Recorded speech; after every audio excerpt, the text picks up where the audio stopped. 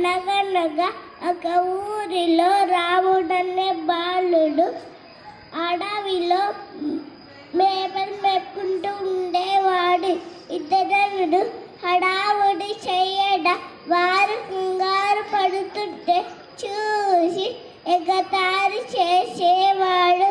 ఒక్కరోజు తమాషకి పులి బాబా పులి అని కేకలు వేశాడు. ఆ కేకలు విని పొలంలో పనిచేసే రైతులు రాలేదు.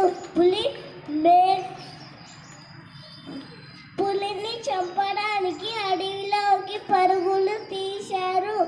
పులి ఎదిరా అని అడిగితే పులి లేదు, గిల్లి లేదు, ఇది తమాషా అన్నాడు.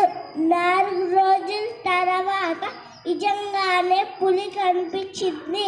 రాముడు భయంతో ఉనికిపోతూ పులి బాబా పులి అని కేకలు వేశాడు.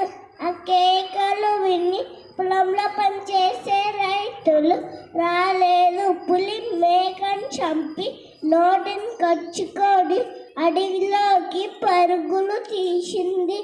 అప్పటి నుంచి రాముడు తుంటని పనులు మాని ఇజాలు పడకడం ఆరంభించాడు. రాముడు మంచి బాలుడని పేరు పొందాడు. ధన్యవాదాలు.